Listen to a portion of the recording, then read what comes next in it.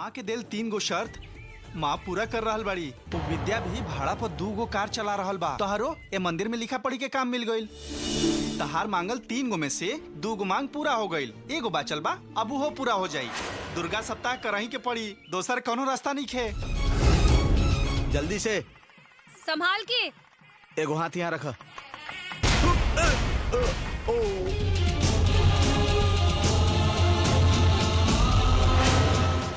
22 साल से आज तक तू ही मंदिर में जौन ईमानदारी से सेवा केले बाड़ू, सेवा के देख के हम तुहार तरक्की के बात सोच रहल बानी। अब से तू ए मंदिर के रसोईया के देख रेख करे वाला रहबा। अब देखा तू ही दुर्गा सप्ताह करबू, ये तू संकल्प ले रहलू बाना। तू कहले रहलू कि शर्त अगर पूरा हो गईल त दुर्गा सप्ताह करबू, अब ना करबू त केकर बदनामी।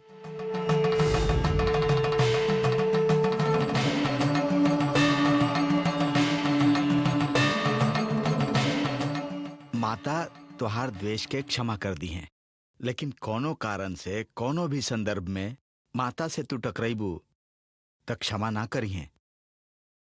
हमहू क्षमा ना करब। हमार बेटी माँ से द्वेष रखी तबो, उनका से जिद करी तबो, झूठ ना बोली, ये हमके विश्वास बा, गर्व बा हमके। अभी तू अपन बात से हटबू तो हमार विश्वास के आघात पहुंचे बेटी। केहू तोरा के झूठ ना कहे के चाहिए। तोहार शरत पूरा भइला के बाद तू अपन बात से फिर जेबू तो माँ बुरा मान जाई है। अपन बात से कबो पलटे के ना चाहे बेटी। अपन बात से पलटबू तो केहू तोके पसंद ना करी, केहू बात ना करी। लोग यह कहिए कि तोहरा में हिम्मत नहीं खे। अगर वचन पूरा ना कर पावा तो वचन ना देवे के चाहिए। वचन देला पर जान चल जाए तब वो वचन निभावे के चाहिए। बोला हमार बेटी कायर कहाई का, झूठी कही बुका तू, या फिर अपन दिहल वचन पूरा करके हमार विश्वास के और खुशी के मजबूत बनेबू तू। हमार बेटी कायर निखे पता बा।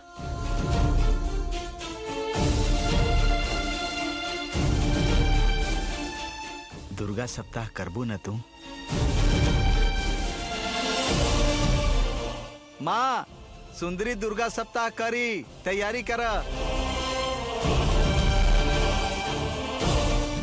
हम बाजार से सामान लेके आवत बानी।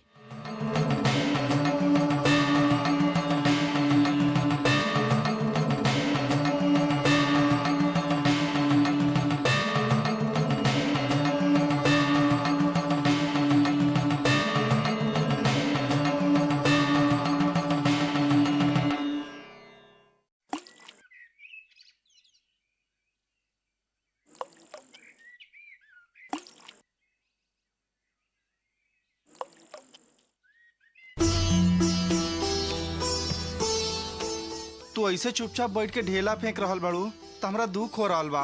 कुछ बात कहानी को करत। तारा गुस्सा आ रहल बा तो हमरा के मार दो। ऐसे चुपचाप मत बैठा ना। बगीचा में चला, तारा के हमरा तूर के देब।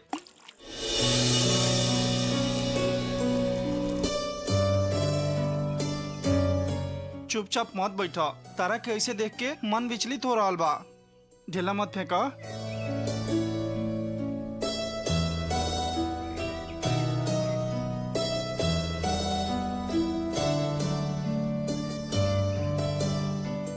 कहा हो गईल? इतना चुप काहे बाड़ू? ए सुंदरी कुछ तो कहा। तनी तो चुपचाप बैठा ना। काहे? का भइल बता नहीं क्यों सकत? फंस गइल बानी हम। के करा साथे? उहे राक्षसी के साथे। ऐसे माँ की निंदा मत करा। ता हम का करी? मालूम बना तारा कि हमरा उनकर पूजा कइल पसंद ना हा। हम अपन सर ना झुकाई। माँ कहाँ जबरदस्ती किली? तू खुदे शर्त लगैलू, वो जीत गईली, तू हार गईलू। सर्वशक्तिशाली से शर्त लगैबू तो ये तू होखी। ठीक बाड़ा, हम ही ठीक नहीं की। रुका ना, गलत मत समझा। हम हार गई नहीं तो तारा खुशी भइल ना। सभी के ही बोल के मिठाई बांटा कि माँ के सामने सुंदरी हार गईल। दुर्गा सप्ताह करे खातिर भी मान गईल। तू रो मत, हमारा आँख में भी आंसू आवता। जाना ये सब नाटक मत करा। नाटक नहीं की करत, सच में हमारा आँख में आंसू आवता।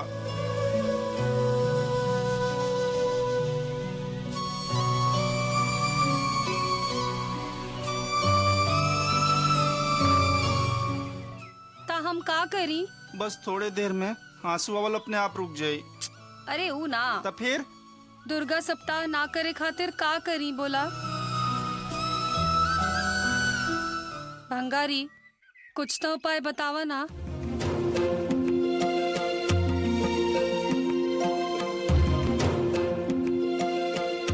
एगो काम करा, आज सांझ के और कल सवेरे ठंडा पानी से नहा लो। सबके सामने नाक सीधा करके खींचो, सब भारी बाइसन बोलो। आँख के आधा बंद किले रहो। नाक के रगड़ के लाल अनार के तरह कर लो। हाँ ऐसा ही। अरे हमरा से ना हो के हमरा बुखार बा बोला। घरी घरी खांसत रहा। घर के लोग के डरा जाए के चाहिए ओइसे। ओकरा बाद उ लोग खुदे मान जाई है कि सुंदरी की तबीयत ठीक नहीं खे। ए हालत में उपवास पूजा करी ता एकर तबीयत और बिगड़ जाई। थोड़े दिन के बाद करवावल जाई। ठीक कहनी ना? कैसन लगल हमार उपाय? बहुत अच्छा बा। तू हमेशा ऐसे ही हंसत रहल करा। ठीक बा, चलत आनी।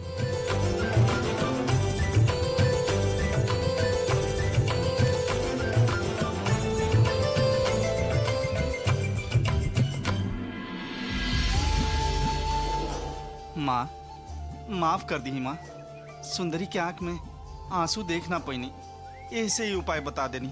जौन सजा देवे के बा हमरा के दी। सुंदरी के रुआ हमेशा खुश रखी।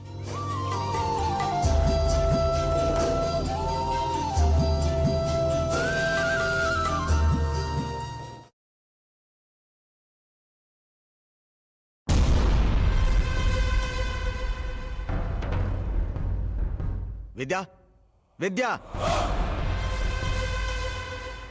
विद्या, विद्या। काहे? ऐसे लगल जैसे विद्या आयल रहे। हाँ आयल तरह है। वो बाहर गेल बा हाथ पैर धोवे। का हो गेल? घर में चाय पत्ती खत्म हो गई बा। विद्या। ललिता, तो के बुद्धि नहीं के का? अभी दिन भर काम करके थक के आयल बा, अभी का कह रहल बाड़ू तू? हम ले आके देत बानी, तू ओकरा से कोनो काम मत कह, बेचारा टेंशन में होई। रउआ के देख के गुस्सा करी कि बेचारा कहीं समझ में ना आवेला। कितना प्यार करीला घर के लोग के, ये बात ये लोग कब्बो ना समझिए। इस सब घर वालन के प्यार ना घर वालन पर बनल रही तो अच्छा होखीत। समझनी ना हम। मतलब हम अपन बहन से जितना प्यार करीला ना, ओकरा से ज्यादा रउआ अपन साली के ख्याल रखीला। ओकरे नतीजा ई सब बा। बेटी के बियाह कब होखी ई बात सोची।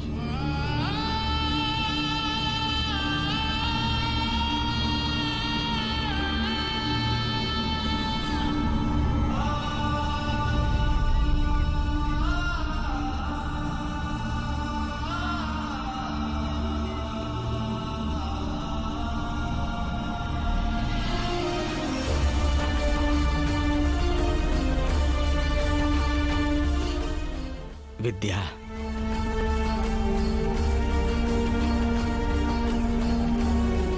विद्या, विद्या रुक जा।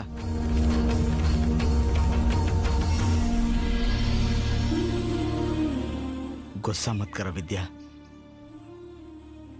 तोरा से कुछ बात करे के बा, यही से हम मोछ दाढ़ी आ गई। अब तो तू बड़ हो गईला। सही का बा गलत का बा ये तो तू ठीक से सोच सकेला। हम तो के कुछ ना समझाई। पियल कितना खराब बात है, पिए से का तकलीफ होला, काहे ना पिए के चाहिए, ये उपदेश हम तोहरा के ना देब। अगर तोहरा दारू पिए से ही खुशी मिलत बा तो पिया, हम तो के ना रोकब। लेकिन तोहर खुशी तोहर उन्नति ना खराब हो के चाहिए, बस इतने चिंता बा हमके।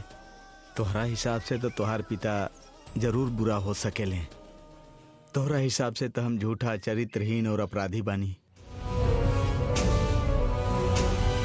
अपन जमीन के कागज हम तोहनी से छुपा के तोहर मौसी के दे आइल बानी। तू यह सोचत बड़ा ना, तोहरा शंका हो गइल बा।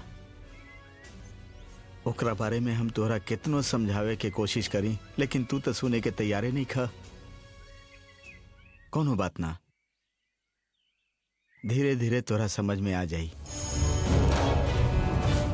लेकिन अभी तक तोहरा अपन पिता के ऊपर बहुत गुस्सा बा। तू अपन पिता के दिल दुखावे के जिद में बड़ा। कोनो बात ना, ई दुख सह ले। लेकिन तुम्हारी पिता तोरा आगे हाथ जोड़ के तो से सिर्फ एक ही चीज मांगत बड़े। दर्द देवे के बाद तो सिर्फ तू हमरे भर के दा। अपराधी खाली हम बानी, तोहर माँ नहीं की, तोहर दादी नहीं की। तू अगर ऐसे पी के आईबा तो तुहार माँ खाना पीना छोड़ के रोवत रही है। तुहार दादी अकेले कहीं बैठ के रोवत रही है। उन लोग के सजा काहे दे रहल बाड़ा? अगर तो के पिए ही के बा तो ऐसे पिया कि उन लोग के पता ना चले के चाहिए।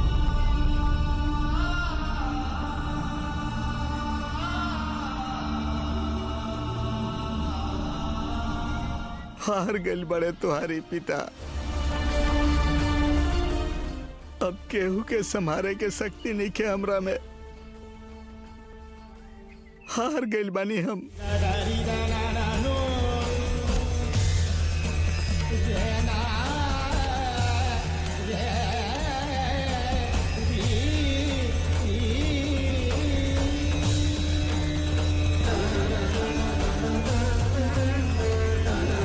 देखला विद्या, अब तक सुंदरी दुर्गा सप्ताह करे खातिर मान गईल। काल से घर में दुर्गा सप्ताह शुरू हुई। 7 दिन तक सांझ के पूजा होखी। तू जल्दी आ जाई हा।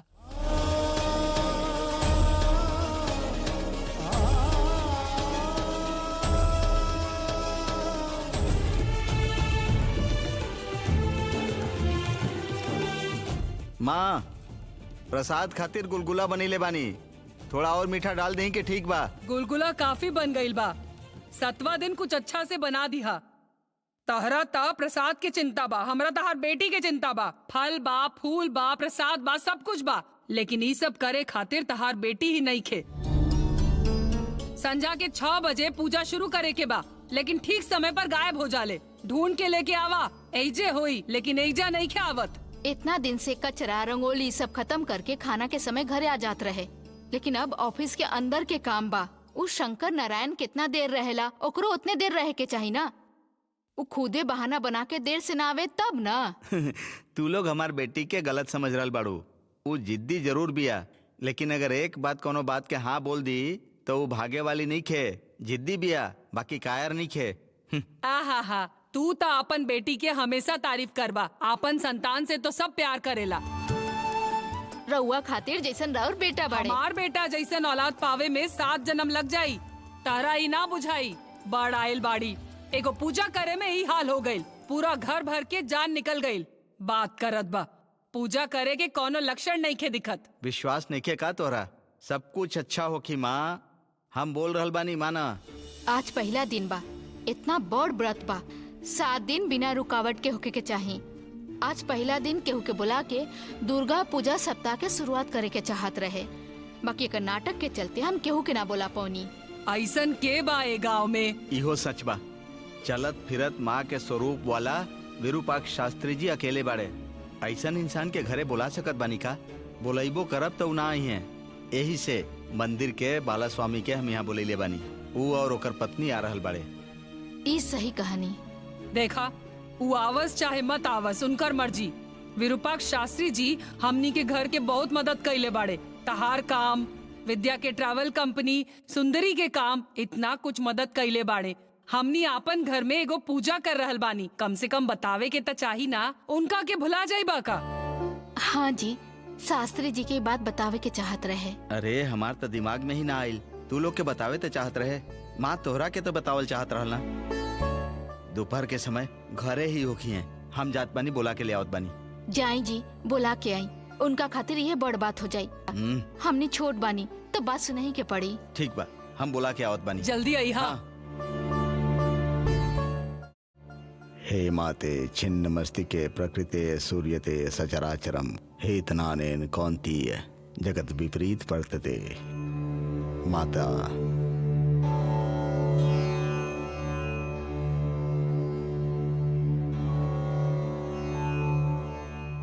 शेखर, अभी काहे आइल बड़ा? रउए से मिले खातिर आइल बानी। हाँ विशालू, हमरा और शेखर खातिर एक लोटा दूध लेके आवा। हमरा दूध ना चाहिए। काहे? हमरा घर के दूध ना पीबा? ऐसा नहीं खे, हम रउआ साथे दूध कैसे पियब? शेखर, वो माँ के पैर के नीचे सब केहू एके बा, ऊंच नीच के भावना नहीं खे। ठीक बा, बैठा। रुका रुका। चंदन, जल्दी कुर्सी लेके आवा। अरे ना ना, रउआ सामने कुर्सी पर बैठे के योग्य नहीं की। हम बोल रहल बानी ना। ऊ तेरा और बड़प्पन बा। यानी तू कबो ना बदल बा। हमार स्थान, हमार योग्यता का बाई हम बढ़िया से जानत बानी। बोला, का बात बा? हमार घर में एगो करिश्मा हो रहल बा। का? रउआ तो जानते बानी कि सुंदरी माँ के विरोध करेले। हाँ, अभी वो दुर्गा सप्ताह करे के मान गेल बिया।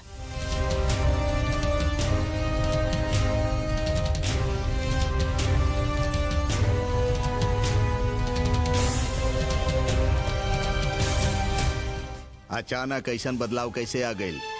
ई माँ के दया बा। रउआ जैसन महान आत्मा के आशीर्वाद से वो पूजा खातिर तैयार हो गई बिया। हमरा से का चाहिए? रउआ माँ के आराधक हैं। हमार घर में माँ के पूजा बा और काल हम रउआ के बता ना पैनी, यही से आज बतावे आइल बानी।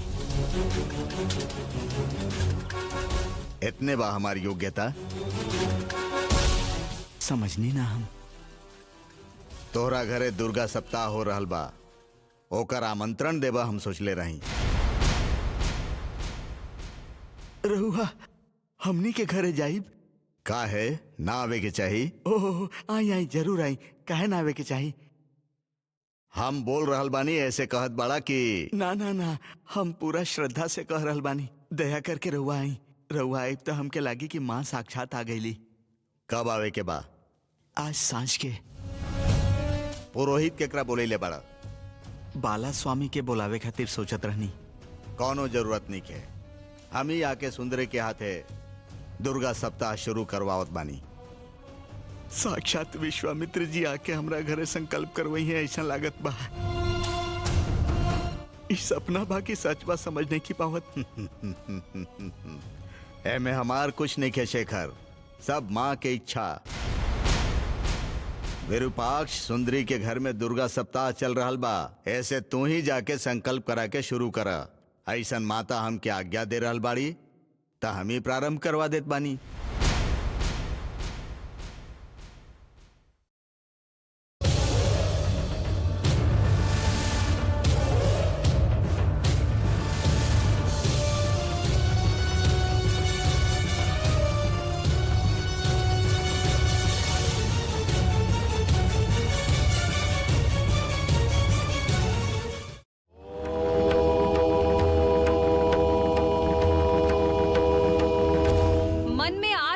भक्त के रउआ सहायता नहीं की कैले, उनकर तकलीफ भी दूर ना कैनी। कायर की तरह चाल चल के रोज रोज हमरा साथे रउआ खेल खेल रहल बानी। हिम्मत बात सामने आई, हमार सामना करी, हमार प्रश्न के उत्तर दी, तब हम रउआ के एक खेल में हराई। हम जानत आनी रउआ ना आइब, काहे की रउआ में हिम्मत नहीं खे। हम जौन प्रश्न पूछब ओकर उत्तर भी नहीं खे। हम तहरा से पूछत बानी, हमार सवाल के उत्तर कब मिली? हिम्मत बात सामने आई। हिम्मत नहीं खे ना? हम जानत आनी रउआ पास हमार कौनो भी प्रश्न के उत्तर नहीं खे।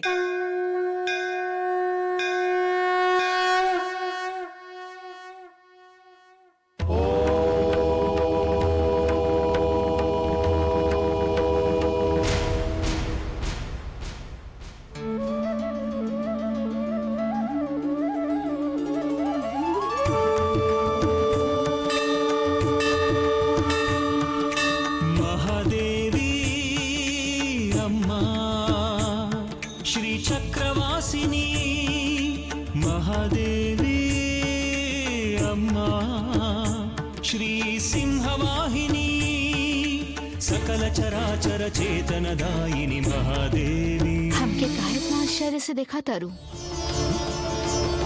इतना गुस्सा काहे बाड़ू? केकरा से गुस्सा बाड़ू? हम जब कभी भी त्रिपुर सुंदरी के बारे में गुस्सा होखीला तब झट से रउआ सामने आके खड़ा हो जाइला। रउआ कैसे पता चलेला?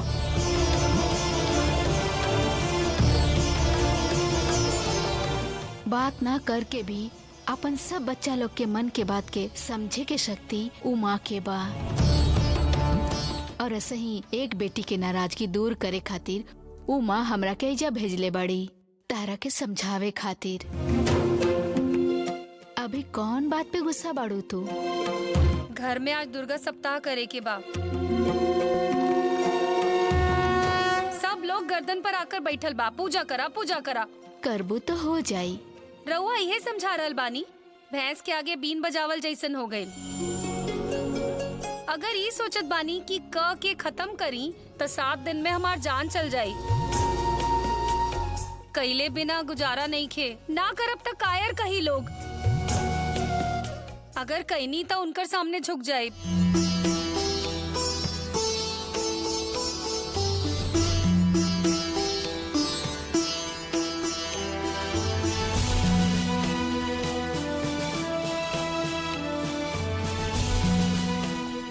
उनका सामने झुके में तकलीफ बा,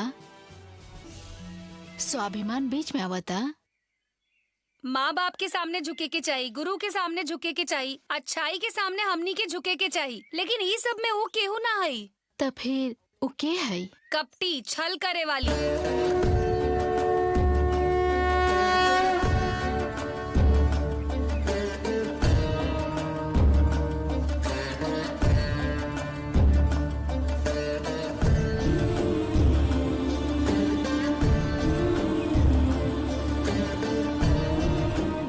कपटी के आगे ना झुके के चाहिए, मास्टर जी कहत रहन। वो तारा से का छल कैले बाड़ी? वो खाली छल ही करेली, सबके रक्षा करीला, सहायता करीला कह के स्वांग रचेली। सबसे दान दक्षिणा लेके वो अपने आराम से बैठल बाड़ी। उनका पर विश्वास करे वाला जिंदगी भर कष्ट में रहेले। लेकिन वो तारा से छल कैले बाड़ी, ये बात तू काहे बोला तारू? हमें मंदिर में बहुत साल से काम करत बानी। वहाँ कितना लोग बेचारे रोज हाथ जोड़कर प्रार्थना करेले। उनकर तकलीफ के निवारण कर देली का। घी के दिया जलाई, उनकर सेवा करी, उपवास करी, सहस्त्र नाम बोली। इतना सब बैठ के करवावे वाली वो भक्त के एगो न्याय नहीं की दिला सकत का? कहाँ बा न्याय? केकरा शांति मिलल बा?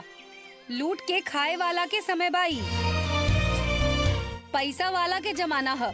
सच्चाई तक खत्म हो गई। दुख होत बा, ये बाका उनका राज। गलती करे वाला के सजा मिलेला, उ केहू के ना छोड़ेली। मनुष्य अपन हिसाब लगा के उनकर काम के नापेला, लेकिन उनकर हिसाब केहू के समझ में ना आवे। आग के सामने अन्याय होता, अच्छाई तड़प रहल बा, एकर जवाब दी। उ सब पूर्व जन्म के कर्म के फल है। ओकरा अनुभव कैले बिना कोनो उपाय नहीं खे। पानी में बिना तैरले नदी के ऊपर गईल संभव बाका? जब हमनी के पिछला जन्म के कर्म के फल भुगते के बाद तब मंदिर काहे बा, त्रिपुर सुंदरी काहे बाड़ी और हाथ काहे जोड़ी? अपने आप वो रह सकत बाड़ी ना?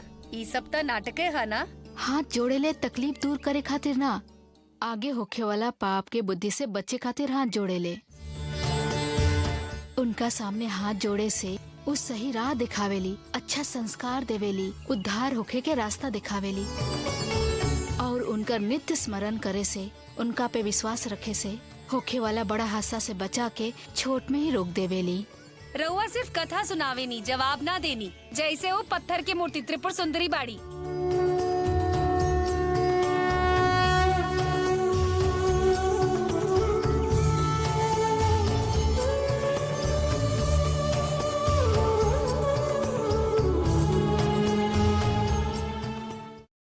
माँ माँ तो के विश्वास ना होगी, बाकी सच बा।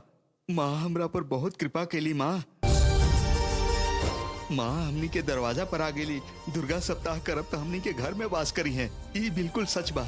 ये का बोला तानी जी? सच कह रहल बानी। हम अपना घर में दुर्गा सप्ताह कर रहल बानी। ये बात बतावे खातिर विरूपाक्ष शास्त्री के लगे गई रहनी। वो कहले कि हम खुद आके पूजा के संकल्प कराइब।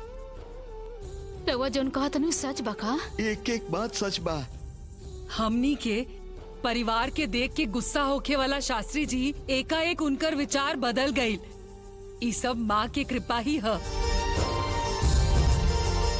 हमरा तो विश्वासे ना भइल कि वो खुद हमनी के घरे आई हैं। हम तो अवाक रह गई नी वो आई हैं कि ना आई हैं, लेकिन हम हाथ जोड़ के कहने की रउआ जरूर आई। तहार बाबूजी के श्री चक्र के आराधना के फल अब जाके मिल रहल बा। सच में माँ? हाँ बेटा, इतना बड़ माँ के पुजारी उनका के देखे खातिर कितना लोग इंतजार करत रहेले। ऐसन आदमी हमनी के घरे आ रहल बाड़े, ई पुण्य नहीं खेता और का बा। एक तरफ सुंदरी दुर्गा सप्ताह खातिर मान गई और विद्या शंकर के भाड़ा पे चलावे खातिर गाड़ी मिल गई, और तो रउआ के काम में तरक्की मिलल। शास्त्री जी के हमनी के घरे आवल, ई सब यकीन ना होखे वाला उन्नति बा। इतना सब कुछ अच्छा हो रहा बा, मतलब ई सब माँ ही के महिमा बा ना। 22 साल से मंदिर में सेवा करे खातिर माँ हमनी के फल दे देली। राउर कृपा बा माता। राउर अनुग्रह रही तो असाध्य भी साध्य हो जाए, रउआ दिखा देनी माता।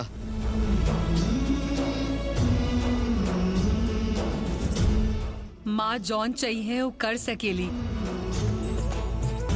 मनुष्य खातिर मनुष्य के जितना भी दे दी तब वो तृप्ति ना हो खेला, लेकिन का करी, मन परेशान बा। हम रउआ आगे झुक के मनौती मांगतानी, कौन सा फल दे भी हम रउआ पे छोड़तानी। एक घर में सदा राउर पूजा होगी, चक्र की आराधना मंत्र उच्चारण के साथ होगी। अभी वो कौन सी जगह पर बाड़े, कैसन बाड़े, का कर रहल बाड़े, हमनी के पता नहीं खे माँ। चक्र की रक्षा करे के तपस्या कैले रहन, लेकिन अंत में संसार त्याग के चल गईले।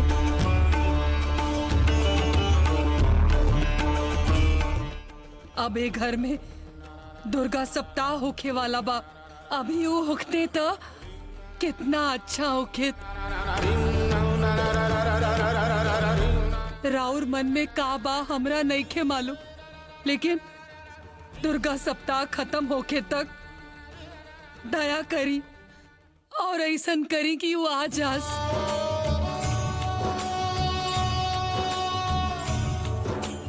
बेटा के पिता, बहू के ससुर, हमार पोता के दादा, और इस सबसे ज्यादा माँ, हमार सुहाग हमरा के वापस कर दा माँ। हमार माथा के सिंदूर के मिटे मत दिया माँ, बचा के रखा, उनकरा के घरे ले आवा माँ।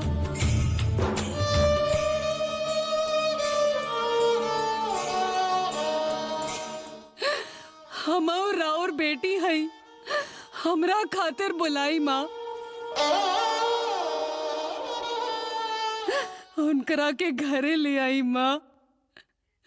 माँ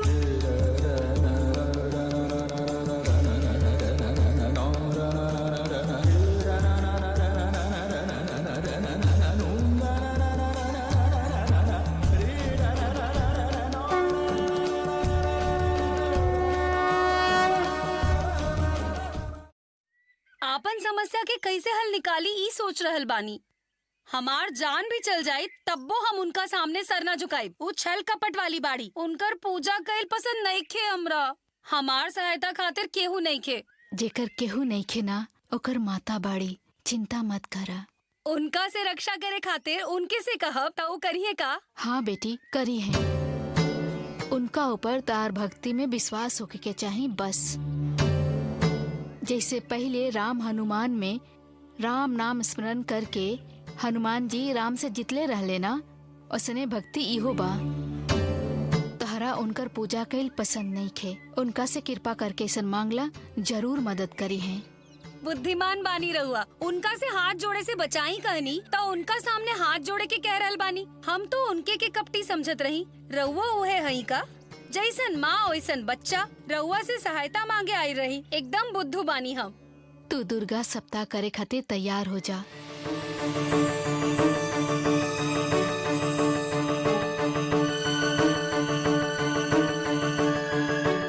और तहार अच्छा करे खातिर ही दुर्गा सप्ताह के पूजा करे खातिर ही ऐसन संयोग बनावत रही। और यही में तहार भलाई होखी। ना करब मतलब ना करब। ई कौन उपाय बता रहल बानी और उनकर पूजा करे के बोल रहल बानी? अच्छा था ओ दिन रहुआ बोलले रही ना कि हम मुंह देख के भविष्य बता सकेनी। हमार त्रिपुर सुंदरी से द्वेष करे के कारण भी रहुआ पता बाना। अब बोली, पूरा संसार त्रिपुर सुंदरी के सामने हाथ जोड़ेला, हमरा उनका पे गुस्सा काहे आवेला और उनकर मुंह तक ना देखल जाए? का कारण बा? का पता, तहके उहे सब कारण बतावे खातिर माँ दुर्गा सप्ताह के बहाना कइले होखस।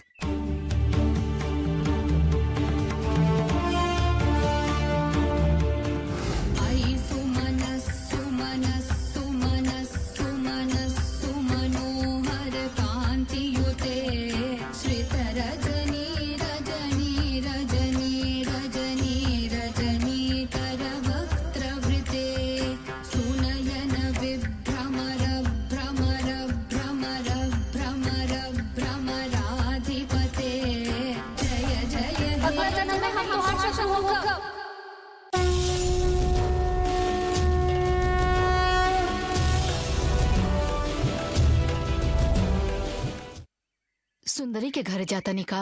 दुर्गा सप्ताह बा। दुर्गा माता पता बा ना, जितना जल्दी वरदान देवेली उतने जल्दी गुस्सा हो जाली। पता रह के भी ना जाए तो कोपित हो जाई हैं। पता ना काहे हमरा ये सब ठीक नहीं खेलागत। काहे? गरीब के घर में बाड़ी ऐसे तोहार ना समझी बा। माता कबो गरीब अमीर में भेदभाव ना रखेली। उनकर व्रत जहाँ पर चले उहे वैकुंठ हो जाला। वो जहाँ खड़ा रहेली उहे लक्ष्मी आवेली। अब तू देखिए शेखर भी जल्दी संपन्न हो जाई। ओकर कारण ई बा कि माता के कृपा से वो अपना घर में दुर्गा सप्ताह करवा रहल बा। वो ओकर घर के बात भइल छोड़ी। वहाँ से ही तो हमरा घर में भी महालक्ष्मी आई हैं। आवत समय वो माँ के आशीर्वाद लेके आ रहल बिया। एगो कन्या के दुर्गा के आराधना करे से बहुत जल्दी कल्याण होखी, सबके मंगल होखी। गौरी गौरी के आराधना करे से कन्या के मांगल्य स्थिर रहेला, सौभाग्य बनेला। ऐसा ना फिर भी और भी कुछ ना, सब कुछ ठीक ठाक चल रहा बा। तू जा, पहला दिन के सप्ताह आरंभ करवा के आवत बानी। रउआ से एगो बात बोले के रहे। वो जब सुंदरी पैदा भइल रहे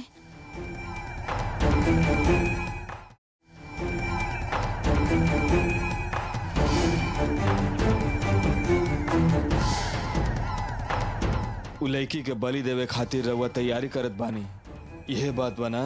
अच्छा काम करे जात समय बिलाई जैसन रास्ता काटत बानी और साथ में अपशकुन के बात करत बानी। हम बिलाई हैं ठीक बा, आगे आए वाला मुसीबत के बताइला, लेकिन रउआ गाय जैसन लड़की खातिर बाघ बन रहल बानी। इतने बार और जानकारी। एगो लड़की के कन्या दान कैला पर 100 साल के पुण्य जितना पुण्य होला। एगो कन्या के शादी करवावे से 1 सहस्त्र दान जितना पुण्य मिलेला। पहले 8 साल में लड़की सबके शादी करवावत रही। ऐसे ही शादी से पहले लड़की के ऋतु चक्र भइल त ऐसन लड़की के आंख बांध के जंगल छोड़ के आवत रही। उस संकट से पार करे खातिर ही सब बात बतावल गइल बा। अभी भी रउआ तोता जैसन पाठ हमरा के पढ़ावतनी। उ लड़की के साथ अन्याय हो रहल बा। कैसन अन्याय भइल? शेखर जौन स्थिति में बा ओमे वो अपन बेटी के हमरा जैसन अमीर आदमी के घर के बहू बनावे के सपना भी ना देखी। ऐसे में हम ही खुद होकर बेटी के अपन बहू बनावे खातिर कहीं तय में गलत का बा? उद्देश्य के अपराध बा। रउआ पैसा वाला बानी, अमीर बानी, राउर हैसियत भी बा, लेकिन रउआ दिल के अमीर नहीं। शेखर के परिवार गरीब बा, लाचार बा। अभी भी अपन अमीरी के अहंकार में रउआ भिक्षा लेवे जा रहल बानी। हमार दृष्टि में रउआ बामन बानी और शेखर राजा बलि बा। रुक जाई शास्त्री जी। वामन चक्रवर्ती 3 पैर में पूरा सृष्टि के माप ले लें। अब बोली, सुंदरी ही हमार घर के बहू बनी। रउआ जौन सोच रहल बानी उहे होखी तो श्री चक्र राउर हाथ में आई सच बा, लेकिन ओकरा रखे के मान सम्मान योग्यता रउआ में नहीं खे, समझ लीही। ई तो उहे बात हो गई, अपना के तो उठा नहीं सकत, मेरू पर्वत के उठाई। हम मेरू पर्वत उठावे जैसन शक्ति रखीला और ऊ पर्वत उठावे खातिर हमरा कुछ शक्ति के जरूरत बा और ओकरा खातिर ही शादी होखी।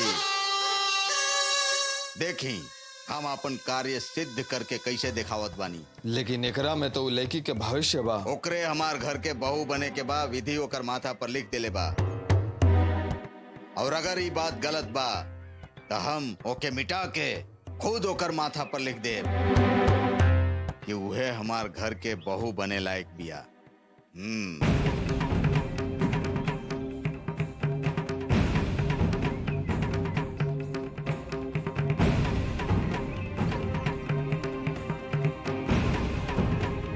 ये आदमी तो बड़ी दुष्ट बा, ई हमार काम कबो ठीक से ना करी है।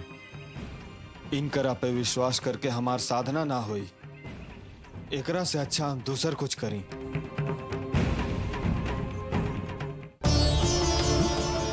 बेकार की बात करके समय खराब मत करी। हमरा 6 बजे शाम के पूजा करे के बा, रउआ कुछ करे के पड़ी। ना जाइब तक कायर बोली है, हमार जाए के मन नहीं खे। रउआ उम्र में बड़ बानी तब वो हम रउआ के मित्र समझीला, हमरा पे दया करी, कोनो उपाय बताई ना। मित्र हैं यही से बोलतानी, तार मैत्री खातिर ही तार करे वाला काम हम करतानी। माँ के सामने हाथ जोड़ब, सहायता मांगे के कोशिश करब, ठीक बना? लेकिन तो के हमरा साथे आवे के पड़ी। तू हाथ मत जोड़िया, लेकिन हमरा साथे खड़ा रहिया।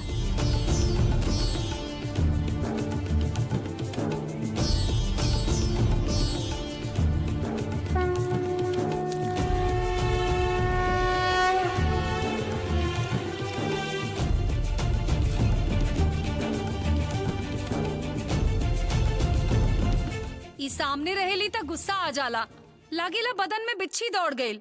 इनकरा से जौन मांगे के बाद रउए मांगी। इस सुंदरी एगो समस्या में फंस गेल बाड़ी और हम उस समस्या रउआ सामने रखतानी।